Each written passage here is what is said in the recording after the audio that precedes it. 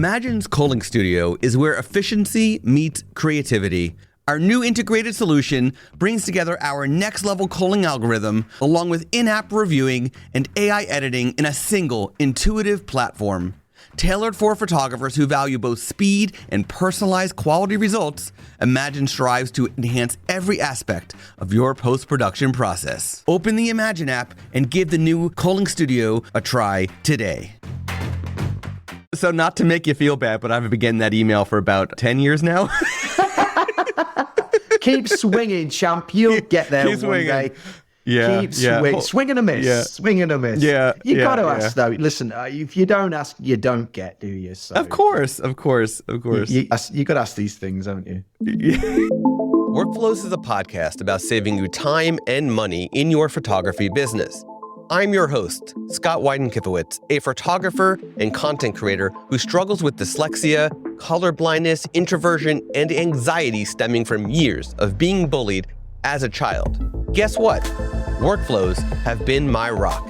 I have workflows for every aspect of my life. That's why I am so happy to bring you Workflows, a podcast presented by Imagen. As a company dedicated to saving you time and money in your photography business, it makes sense to enhance and expand the conversation to all things workflows. Tune in and subscribe to hear stories, strategies, and tools that can be your rock. Hear from people just like you. Get to work with Workflows. Chris Denner is a crime-fighting vigilante who knows more kung fu than Bruce Lee. While that may not be true, it definitely sounds more interesting than simply calling him a wedding photographer.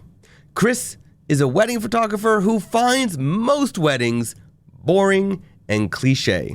It's true, but that is why he shines so bright in the wedding space. Chris stands out among so many photographers in the sea. He crafted his business to be that way, attracting colorful, true, and authentic weddings, which represents his own personality so well. If you want to hear from a person who says how it is, speaks from the heart, and absolutely loves what he does, then find your inspiration here. Let's dive into this conversation with my friend, Chris Denner. Okay, so we're just gonna get right into it. You know, I feel like we did, and I didn't even hit record yet. So now we're getting right into it. You know, it's funny. We didn't meet when we met, if you want to call it that, right? When I was in Copenhagen and when you were in Copenhagen. Ships in the night. We just waved. Yeah, like I said before we started recording, I was brand new to Imagen at the time. I was very much like in my introverted, shy zone. And I did see you, and I know we did stuff together, and I was like, and immediately from like the informal meeting that we had, I was like, I like this guy, right? I like his work. I immediately looked up your work, and here's the thing: is that when you look at your work, and this is why I think you did a fantastic job with branding wise. My immediate impression, before I read any of the words on your site, just from looking at your work and seeing you and getting to know your personality through like the one piece of video content you did at Copenhagen for Imagen, right? This is what's so interesting. The first word that comes to mind is raw. And what's really funny is that you have that same word on your site. That describes your work. And I was just like, that is like, that just shows that branding wise, you did an amazing job to tell people exactly what they're getting from you when they hire you. That's the point of branding, isn't it? Really, it's a funny one. You mentioned that, Scott, because I'm actually going through not a rebrand at the minute, but as your listeners may or may not know, I've always traded off the pseudonym, if you will, of imagen-ai. The reason for that is numerous and so boring to get into. But you know what? I just always thought the business is bigger than me. The business has to be more. The business is about serving my clients' needs. It's not about me. But you know what? Over the years, as my legend, if you will, has grown, people just always call me Chris Denner. All my venues, all my recommended couples, and it's got to a point now where the imagen-ai pseudonym is actually being a barrier to the market because people are actually being confused because everyone connects with what you said, the blunt, the authenticity, the fun, the, I am what I am, take it or leave it kind of attitude. And so I'm actually rebranding just as Chris Denner. Artisan X will continue, but that'll be more for my self-initiated artistic projects. Okay. So I'm kind of dividing between what is me in service of other people, which is the weddings, and then the art in service of me, which is the Artisan X. But it's funny you say about branding because, it's such a key element and such a key part of a photographer's toolbox. And it's such a minefield, and I don't understand how people traverse it. It's tricky. Yeah. So I actually just had a similar conversation with Magic because he also has a very distinct branding, right? And we also had a conversation about it. Yeah. It was also a great conversation, and he's literally, honestly, shout out to Magic because he's legit. He's literally been on my ass for years about why are you not Chris Denner? Like, why are you not Chris Denner? What's this Artisan X nonsense? You're Chris Denner. That's what you are. That's how I know you. And he won. So well done, Magic. You won. I will give you public kudos for that. Well done. And he's the same. Like, he is. What you see is what you get. You know exactly what. Before you even speak to the boy, you're like, right, buckle in. This is going to be an interesting conversation because he's exactly what it says on the tin. He is magic in every possible way. So big shout out to him because he is, fantastic human being and just like chef's kiss when it comes to photography. He is just superb. Awesome. Yeah. Well said. So let's dive into the workflows conversation for a bit. I like to start out with the same question I ask everybody, which is, what is one thing you do for the photographic process behind the camera that saves you time overall? It took me a long time. I mean, I've been a photographer now for 26 years. I had to think about that. And obviously things have changed. Technology changes. And one of the things I find that changes is obviously the rapid advance of technology. If you're not embracing it, then you're onto a losser. When I first moved over to shooting digital, so I used to be a film photographer, we used to have like one GB cards, 1 gig cards. And that was seen as like, whoa. Yeah. That is it cost a lot.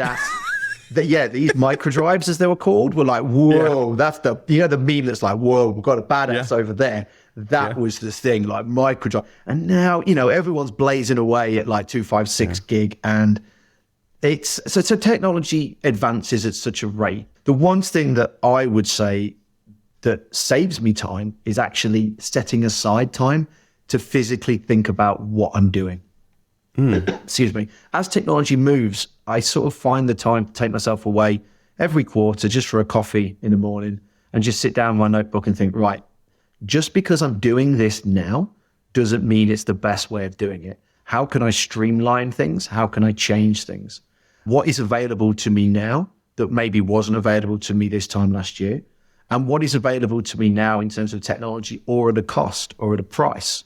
Can I incorporate this new technology into my workflow by increasing my own cost to the client to cover it?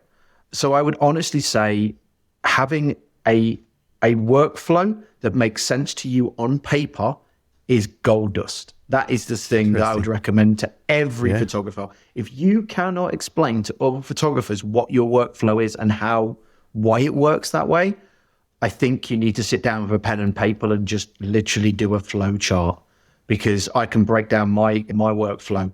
It's very boring. It's safety net after safety net after safety net. But you know what? I never want to lose a client's photos ever. Oh, yeah. We might be, depending on timing, we might be getting to a breakdown of your workflow because it's interesting. People goes off.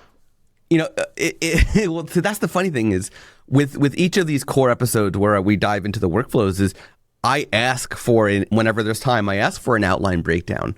And you'd think that it might be boring, but at the same time, it's enlightening for so many people because it makes you think, what am I doing or not doing?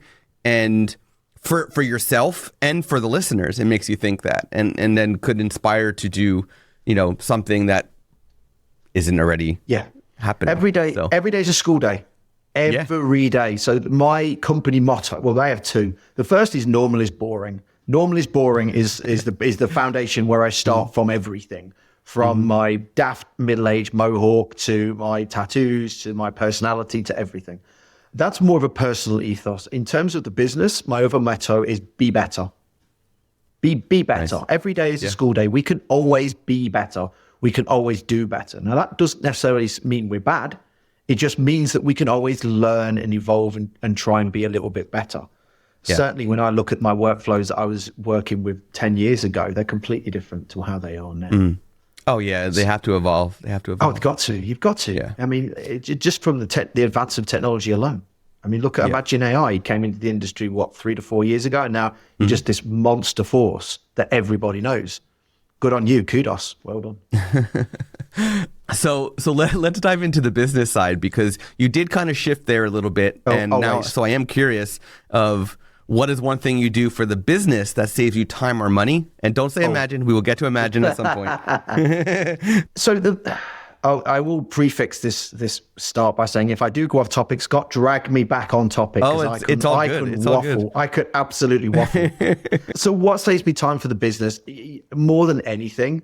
So as a photographer and as an artist, I am incredibly economical with how I work. I've been doing it for 26 years. I trained as a film photographer and I shot film for years. And one of my most important roles post-college was to work in a portrait studio. And I always remember the lessons we learned there with film, because we would get dragged over the coals by the bosses if we shot more than, say, 50 frames of a client, more than 80 frames of a client, because we'd be expected to sell the imagery afterwards and sell the portraits afterwards. So I've always been very economical. I am not a photographer that goes out and blasts, 60,000 images at a wedding. Now, fair play to photographers that do that. Good for you. One thing that I will always do is step back and look for the shot. Rather than a spray and pray approach, I will always step back and look for the shot. I know my way of working as well. So generally, particularly because my work's quite creative and documentary. So once I've seen an idea, as soon as I've got it, maybe 3 photos, I move. I don't just hang around. I don't just blast 50 frames of the same scene. Right. And editing wise as well, because I work that way, I pretty much know when I'm culling and editing, the last frame of that scene is the one that I'm going to want to keep. Yeah, I know it's a really unpopular opinion, but I would rather be present with my camera up, ready to go, looking for the story, looking for that intimate moment, looking for what is going on, rather than, just firing. Yeah. That's just not me. And I don't know if it's because that's how I trained from an economical point of view, or because I just feel it's better to be present, looking for something, look for the story, click, move. Because as soon as you've got that story, there's another one happening. There's something else. So that's the one thing that I would say from a business point of view has helped my workflows, is being conscious and being present at a wedding and just being focused on what I want to create. Thinking, am I getting this in camera? Rather than thinking, you know what, I'll just shoot loads of photos and I'll see what I get in the edit, which I can't stand that phrase. Yeah. Can't stand it. It's interesting. In the past, 3 minutes, you've covered my first 3 questions, and I think this is great because they all flow into each other, which I think is a beautiful thing. You talked about how you need to know your workflows and also be willing to adapt and change and learn. So knowing your workflows and slowing down, stepping back, taking the time to really capture the moment. And then you also down. Yeah. And then my next question was going to be what has saved you time on the editing side. And it sounds like it's knowing your workflow, the way that you work, that last frame in that series of 4 photos is the one that you're editing. Pretty much, you know that. Generally, more or less. Only because I don't allow myself to move on to the next story. or the next chapter. I always refer to them as like, it's the next chapter in the book. So the next chapter, you know, the narrative in, particularly because of weddings, is like, and then what happened, and then what happened, and then what happened. So I don't really allow myself to move on. I mean, you know, sometimes if you see a spontaneous moment between guests and you whatever reason, you don't quite get it, if it doesn't reoccur, no problem, just move on. There'll be something else. Because in my head, you know what, if I'm waiting for something to happen, there's probably something behind me happening that looks brilliant. So I'm very conscious of moving very, very quickly. I always have a bit of a rule, like if I can, 3 and move, 3 and move, 3 and move. I keep walking. I check my watch at the end of a wedding, and it's ridiculous. Like my daily footsteps are bonkers. You know, good footwear is essential to be a great photographer, I believe. Got to be able to move fast. Do you have go-tos? You have a go-to shoe for those long days? Timberlands. All day and night. Yeah, Timberlands. I own so many pair of Timbos. I have a fancy pair, an everyday pair, a dog walking pair, a gardening pair, 2 different types of work pairs. I mean, I'm not even sponsored by Timberland, but I just love their boots. They're just, especially in winter, like their boots keep you nice and warm and dry. And I'm a very physical photographer. Like I move a lot. I'm there in service of a couple. So if I want the shot and I have to crash through them through a waterlogged flower bed, yeah, I'll do it. And it's quite common for me in winter to reemerge from the night portraits covered in mud. And you know what? My couples love it. They think it's hilarious because you know what? I'm there in service of them. That's really important distinction. I am there to tell their story. And that's why you're willing to get your hands dirty, literally. Oh, absolutely. And have fun doing it. Absolutely. I mean, if you were to speak to some of my brides and grooms or couples about any of the stupid things I've done, oh my days, it's quite common. I even take literally a pair of trainers in the car now to get changed into to drive home because it's quite commonly my boots are caked in mud or I've spilt something down them or generally anything like you know what? I always try and remember why I'm there. I am there at the wedding to be in service of the couple and to get the shots I want. I am more interested in focusing on them. And if I have to walk through something, whatever, I'll just crash through it. That's me. I'm not the photographer that turns up in beautiful wingtips with a bespoke tweed suit. That's not me at all. Because I can't do what I do because I'm very, like I said, I'm very physical as a photographer. Have you ever met Jonathan Suckling? No. So when we're done, I'm going to send you I'll send you his website, but also a video of him on YouTube. He's gone viral many times because he is also the type of wedding photographer where he is literally doing rolls and jumps and dancing around. I think I have seen. Has he got long hair? Yeah. Sometimes, yes. Typically, yeah. I think I have seen him. Yeah, and I think in a lot of ways because of the style of photography I do as well. So, like this box that's mid-range, the bullseye in photography, I tend to stay away from that. So I'm either shooting up or I'm shooting low or I'm shooting through tables or glassware. If you're running up to a table to shoot through a couple of glasses that are just stood there because you can see a lovely couple in the background having a moment, the number of times I've run up to a table, not seeing the glass of champagne someone's left on the floor and booted it across the courtyard. Practically every wedding. It's a hazard. I'm just a hazard. Yeah. But I don't know any other way to work because I like to really immerse myself in weddings. I mean, I know a lot of documentary photographers, they really pride themselves on the discreet nature of what they do. Awesome.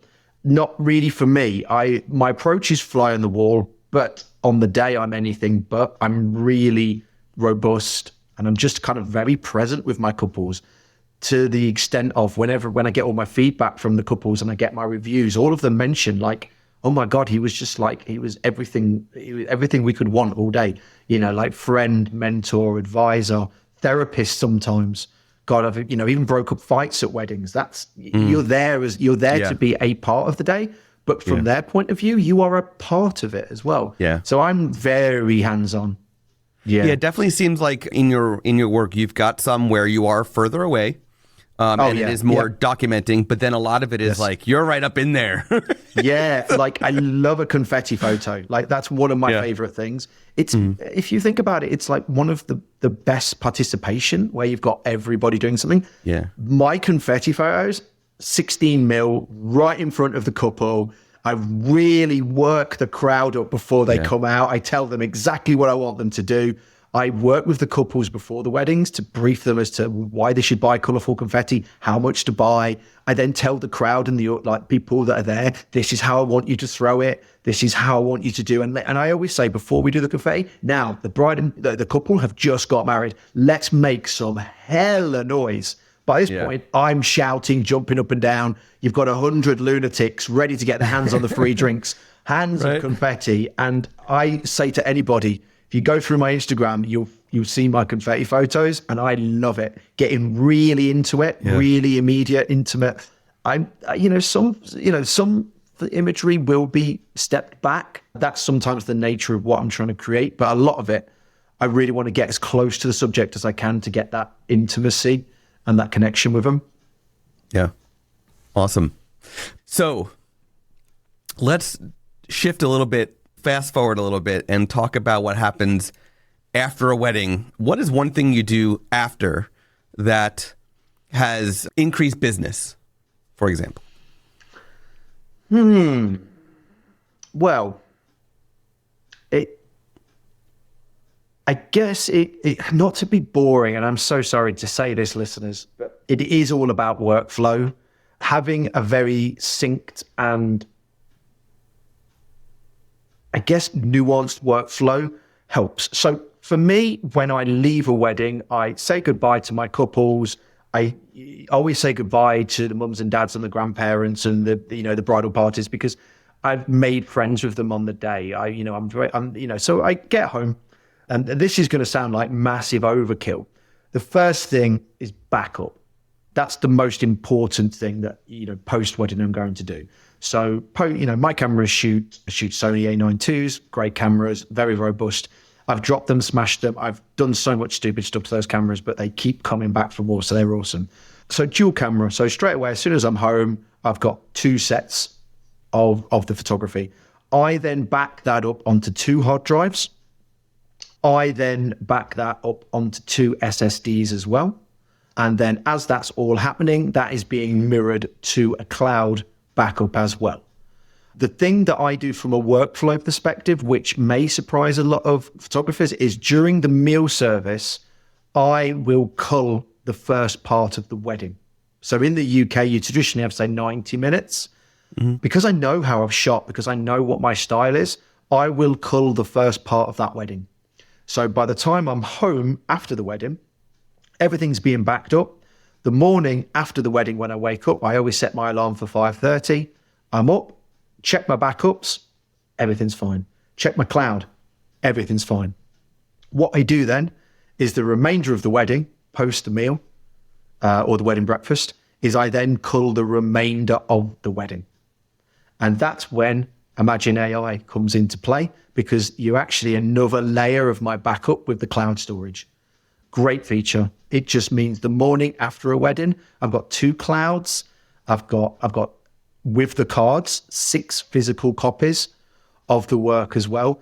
And when I'm editing and working, it's always off one of the SSDs. The other SSD, the portable hard drive, if people don't know what that is, it's a little portable hard drive that just gets hidden in the house under a floorboard.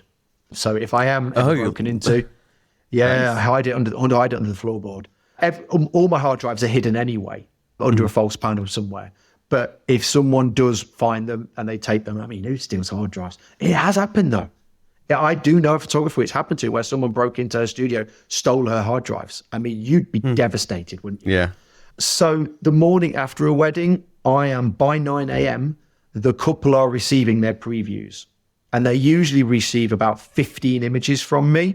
The reason I always do it before 9 a.m. at the absolute latest is because traditionally, I don't know if this is true of other countries in the UK, couples all stay over at the venue. They get up the next day, they see their mums and dads, they see the bridal party, they see the grandparents. Of course, what have they got? They've got their photos on their phone, haven't they? Oh, Mum, look at this. Look at what Chris has sent us over already. Oh, Dad, have you seen this photo here? It's being shared immediately within that environment. I also text photos to the couple, and I actually physically text them to say, thanks for having me. Thanks for looking after me. Here's some photography. You've got 20 images. Managing people's expectations as well. It is one thing that I do pre-wedding and then immediately post-wedding by telling them about how long their gallery delivery is going to be, that they can pre-register for the gallery, that there'll be a discount on print if they encourage their friends and family to pre-register. It's a weird one. Years ago, I learned a lot about how to do business from my years in the portrait studio, mostly about how not to do business because, it was a portrait studio. They're very mercenary. They're there about selling. But the guy who ran it, he literally said to me, you know what? You start selling and you start working out what your clients want before you've even taken the photo. And he would, as people would come into his portrait studio, we would walk down the walls and he would have pictures everywhere. And he'd say, oh, so this is a 30 by 20. And most people take that on a canvas. Oh, this is a 30 by 10 panoramic. Most people take that shots of the kids. And then he'd shoot the session. And lo and behold, Scott, when people came back to view the photos, they'd end up taking the 30 by 20 as a canvas. They'd take the 30 by 10 as the panoramic because he had managed their expectations. So that's something that I've took from him from a customer service point of view that, I don't have any problems with my clients. Like very rarely does anything come up where I'm like, oh, that's a bit of a problem. Generally because I like to always let them know where they stand. And so that's probably the thing that I would say enables me to build my business because majority of my work comes through referrals and recommendations. I've had 2 bookings last week, and that was, again, from people who were connected to the bride that saw me from years ago and like, hey, I'm getting married this date, love you, blah, blah, blah, blah, blah. Are you free? Yeah. Because I've made these connections with people. And also, again, from a technology point of view, it's never been easier. There are lots of platforms and companies out there that make it so easy to share your galleries. Yeah. Yep. If photographers are not showing their galleries, you really are missing out on a trick.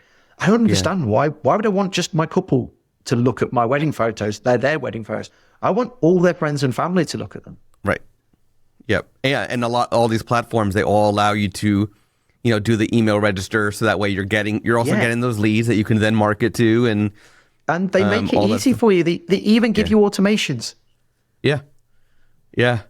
Yeah. So some of them will even connect to text messaging or WhatsApp. Some of them are only email. But like the fact that you can go ahead and say, okay, I'm going to, potentially whatever platform you're using, I'm going to automate the emails to the couple and then their families. But then I'm going to manually take the time and send a more personal text message to the couples. Yeah, that's key. It's got to be both. Again, I always come back to like what I am in service to my couple. And the reality is, yes, I want to send them 20 beautiful photos that I want them to download and share around the breakfast table. But you know what? Most couples wake up with probably a little bit of a hangover, having had barely any sleep, right? So if I text it to them with a lovely little message, that's probably going to break through more than an email. Also, the morning after a wedding, come on, people. I mean, I love the fact that our couples have these things, these previews, but they've probably got like 1,000 WhatsApps or probably 1,000 emails. Like, I don't get upset if I don't hear back from my couples. All I know is that I have fulfilled my obligation to them and given them something like absolutely fantastic first thing in the morning. Most couples come back to me immediately, and, that's how you start building the relationship into the next chapter post-wedding, which is, gallery delivery, resales, albums, and then referrals and obviously reviews, recommendations and things like that. Awesome. And so when you're talking about, building these expectations, you're telling them ahead of time that, you could expect a text message from me the day after the wedding with some previews, or is that a surprise for them? No, I always tell them. By that point, in the run-up to the wedding, most couples go for a pre-shoot with me. I always recommend that to couples. And then a month before the wedding, they'll have a Zoom with me. Then generally the week of the wedding, we'll be in touch in some way. And then I always call them the day before the wedding. And then I text them on the morning of the wedding to say, hey, just to reiterate again for like the 5th time, this is where I'm starting. This is what time I'm starting. By that point, they're so used to seeing my name flash up on their phone that it's kind of just you just kind of continue it. I will say this to your listeners: don't do these things cold. Don't just text your client, and if you've never texted them before, don't just WhatsApp them if you've never WhatsApped them before. Like, you really have to build the relationship, because you want to cut through the morning after a wedding, because I could just imagine that look on someone's face. Yeah, I mean, I would say that rule kind of goes for no matter what the type of photography, for the most part. I mean, if you're a studio photographer and you only do studio and people walk into the door, obviously that's a little different. But like, so I do a lot of surprise proposals, and like, I am always texting when we're planning the whole thing back and forth with the client over and over and over again to get every little detail down so that there are no issues in that moment. And even when I have a whole thing where I do with the client where I say, text me with the letter P when you're parking, W when you're walking. Like, I've got a whole thing. Make it idiot proof. Make it idiot. I mean, I've started over the years as well, like, really, especially on the Zooms and the pre-wedding questionnaires, breaking it down idiot proof, and just being that photographer that's like, okay, guys, awkward question time now. What's the deal with the parents? Any animosity at the wedding? Any uncles and aunties going to be fighting with each other? Yeah. Anybody? And then you branch off from that, because let's face it, as photographers, we need to know this. I then branch off from that into a more of a personal point, and I say, look, anybody with any disabilities, anybody with any issues that I need to know about, any epileptics, anything like that. All of this, you're wrapping it up in a bundle of care. And then the last thing I've started introducing the last couple of years, which is not very relevant, but when it is relevant, is very important. Anybody at the wedding that identifies as non-traditional. So that, are they non-binary? Is there anybody there? Because the last thing I want to do is walk in the spur of the moment, all excited, shooting away, and you use the wrong pronoun, or you just slip up, and then you're like, oh my God, how embarrassing. I'm glad you brought that up. So months before this episode airs, there was an event here in New Jersey in the US where I live called Focused AF Summit. It was the first first annual. Imagen was one of the sponsors, and one of the photographer's name was Rylan, and Rylan's entire talk was about that.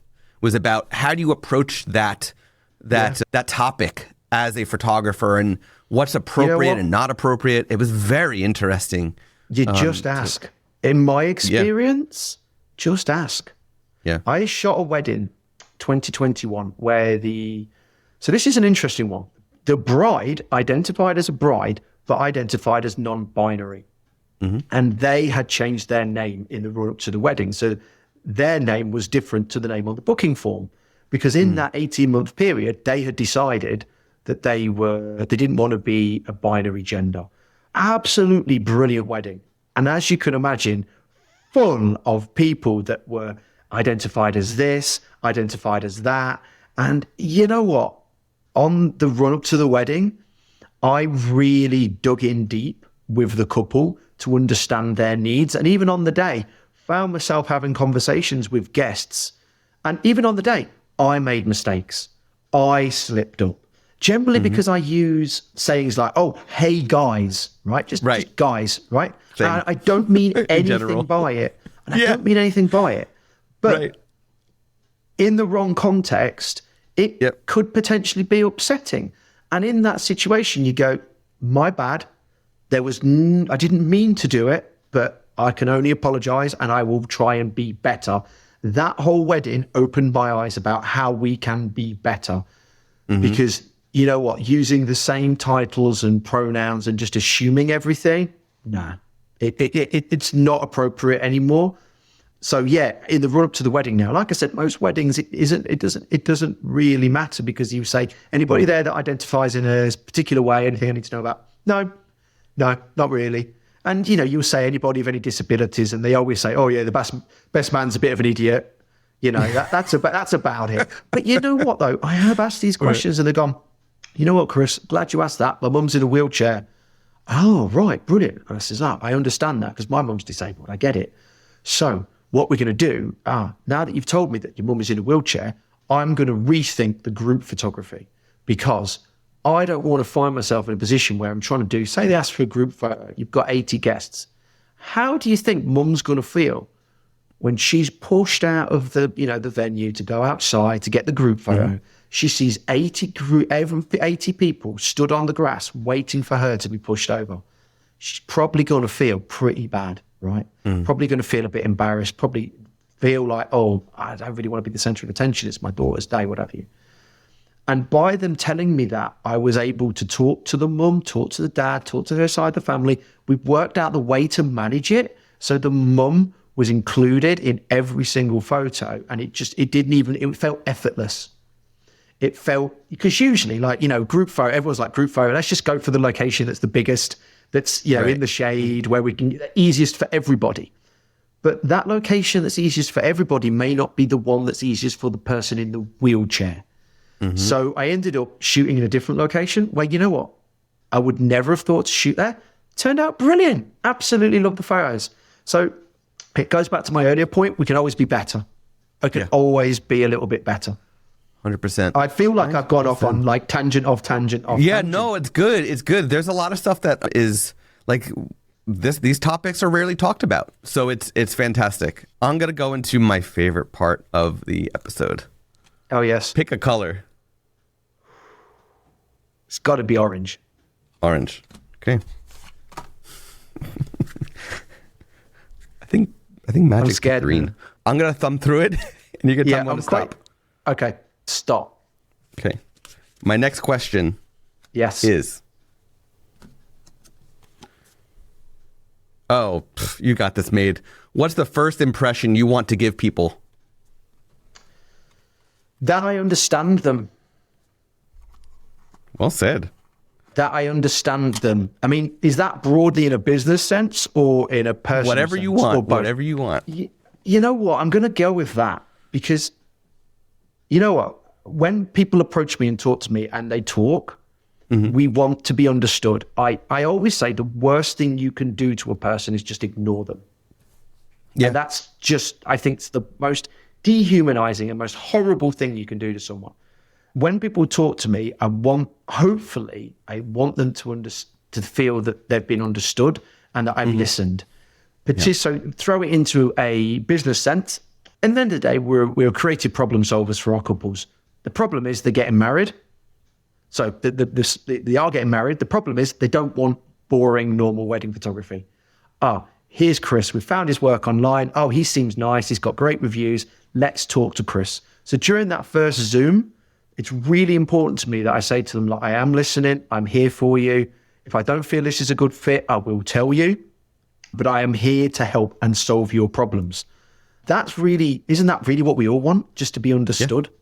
Just think how much nicer the world would be if everybody listened to each other a little bit more. Says the guy that talks over everybody. So anybody who listens to this will think, oh my God, Chris, you're such a hypocrite.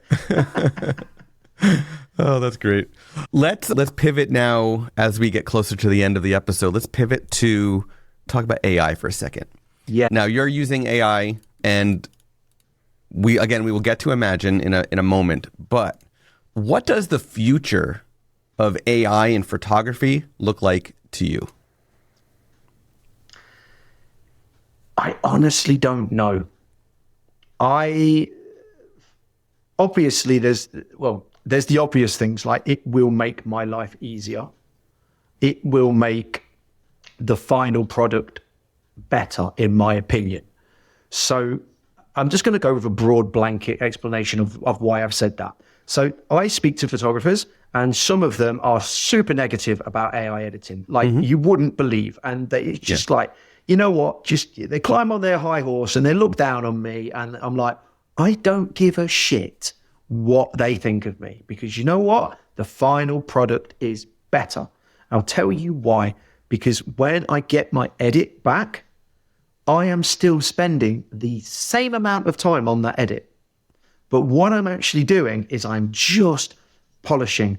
I am doing the bits that I would never have had the time to do before. I am digging in deeper to remove signage, things from the background. And whilst I don't do a lot of cosmetic changes in my photography, that's kind of a bit of a slippery slope with me.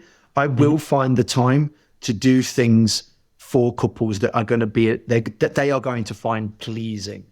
You know, tidying up bits of hair, things like that. If there's a stain on the groom's shirt, I'll be removing that. Whereas before, because I shoot a lot, I mean, I don't know if your listeners are aware of this, I shoot a lot of weddings a year. Last year, I shot 68 weddings. It's a lot. Like 68, and that's full-day weddings. I would not have been able to do that workload if it wasn't for AI. I stand by my finished product. I shot 68 weddings last year. I had 68 couples who were incredibly happy with their galleries. 68 people have all left me 5-star Google reviews and Facebook reviews. So this isn't like me being like the Wizard of Oz and saying, oh, it's all a scat. Don't look here, look over there. No, AI improves my business because it gives me the time to actually physically shoot more, but it also gives me a better finished product. The thing that after years, I do not want to be sitting at Lightroom adjusting the white balance of every photo. Yeah. I just don't want to be doing it if I don't have to. I would much rather be thinking, how can I crop this in a cool, creative way? How can what can I do with this? What can I do with that? Oh, actually, that's re-distracting in the background. I'm just going to remove that and edit that completely. Whereas before, you may not have spent the time because you didn't have the time to do it. For the more difficult ones, for example. Yeah, or the willpower. You know, if you've looked at a collection for like 30, 40 hours, you're like, you know what? Because my expectation was, you know what, I'm just going to put, you know, 5-6 years ago. I'm not saying my work 5-6 years ago was of a poor quality, because it wasn't. But what my attitude to what my finished product was 5-6 years ago was maybe here. Now it's here because I'm starting from a place that's so many steps in front. And I'll be honest as well, I've already touched on it. AI just gets rid of the boring crap that I really don't want to do. And I trust it so implicitly. So, you know what, all you photographers that look down on all of us photographers who use AI, you have fun with your white balance sliders, guys. You just carry on doing that. I'm going to be doing far more fun, creative stuff. You just have fun with your white balances. Nice. Speaking of the fun, boring stuff, no, the not fun, boring stuff. So how did Imagine impact your life? You kind of just touched on a lot, but to be honest, I'd never even thought of AI. When it first came out, I tried it and then decided not for me. But that's maybe more of the traditionalist in me. And then, I mean, but when it came out, I think we then went through COVID and I was a bit like, I wasn't shooting. So I kind of took a step back anyway. And then obviously when not that COVID ever went away, but we moved past restrictions and the world became as we knew it, I found myself in a position where I was like, you know what, I'd be interested to give this a whirl. And I will say this to anybody, and you're not paying me to say this, so prefix this statement. Anybody thinking of using AI that doesn't, try it. But with the caveat that you have to invest the time to get it up and running. There's so many photographers I talk to that go, oh God, 50,000 photos or 100,000 photos or whatever it is, 10,000, I don't know. And people go, oh, I can't be bothered with that. Oh, I'm like, well, look, you're missing out then. Because if you cannot be bothered to set up your profile, AI is not going to know what you're doing, because all AI is you. It's an extension of you. It's a tool for you. It's there in service of you. And if you can't be bothered to give it the correct information, it's just not going to be very good. It's not going to work for you. So imagen-ai is fundamentally giving me a better product. And let's face it, it's given me way more time. And it's given me security. That may sound like a weird thing to say, but I'll tell you now, the morning after a wedding, when I've done my cull and I brought the images into Lightroom and then it's with Imagen, slowly percolating, getting edited. And I also see that little bar with the cloud storage go up as well. I'm like, yes, I can relax now. And I can go about my Sunday or Saturday business safe in the knowledge that it's just you're just another safety net. You're just another safety net. And also, I would say it has impacted my life. There's been no negatives. There just hasn't been. And the one thing I would say to photographers that are always saying, oh, there's this and there's that, there's cheaper this, and oh, it costs this money. Increase your prices. Increase your prices. It's a business expense. Yep. It's a business expense, and that's how I see it. For me, it's essential now. Absolutely essential. Yeah. Awesome. Well said. So, Chris, you mentioned this way earlier. I know you're in the process of rebranding. This episode might come out after the rebrand, so I will make sure I have the yes, all the links in the show notes. But can you please share with the listeners where they can learn more about you, connect with you, and of course see your incredible photography? Okay, brilliant. So at the minute, the website is artisanxphotography.co.uk. However, in a month's time, it will be chrisdenner.co.uk. I was like, I don't know why. I was like, oh yeah, I'll just do Chris Denner Photography. And I'm like, why put the extra word in? Just make it really simple. Like these barriers to market, everything about my branding is like, there's no barriers. You can really, I'm approachable. I'm here for you. So it might be chrisdenner.com. Actually, if you go to the Artisan X Photography one, it will redirect you to the new one. So your listeners are in for a treat. However, either way, my Instagram is artisan.photography. I'm also on Facebook. Like everyone's on Facebook, aren't they? And then obviously as a photographer, obviously I'm out there. I also speak at conferences. I see your gang at all the conferences, and we always have good fun. Yeah, I always get some free coffees. It's always good. It's always really good. Zoe always buys me a croissant as well. It's always good. Nice. Yeah. I like your hustle. Just give me patisseries and coffee, and I'm on your team. Yeah, I'm easily bought. That's all thanks for Chris. I'm so cheap. Yeah, and yeah, the thing is for me, like Instagram for me. So Instagram, I always separate into two things. There's a community and then there's a market. I never really view Instagram as a market because I always find it quite a cluttered marketplace. I find it a massive room where everyone's shouting. So I would advise people to follow me on Instagram because you know what? I will be showing the work that I want to show. Yeah. I don't care if it gets 2 likes. I don't care if it gets 200 likes. I will be showing work that I think connects with people. So I would say the Instagram. Yeah. I think that your Instagram, so I have it open on the other screen. I'm literally scrolling as I say these words. I mentioned early on that raw is what came to mind when I first looked at your work and indirectly met you. Yeah. Ships in the night, Scott. Ships in the night. Yeah.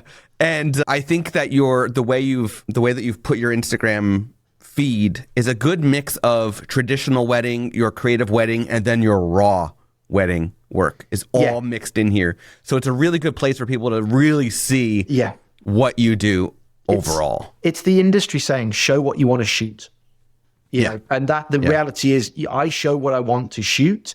I show things because as my career gradually migrates into being that of an educator and a speaker, you want to educate people. So obviously all photographers follow everybody like a daisy chain, don't they? Everyone follows everybody. So it's nice community and show what you want to shoot. I like shooting stuff that's like really intimate, brash, colorful, and just fun. I am not one of these photographers that I can't think of anything worse than looking at someone's wedding photos and thinking, gosh, that looks boring. Gosh, that's boring. I can't see anything in that photo.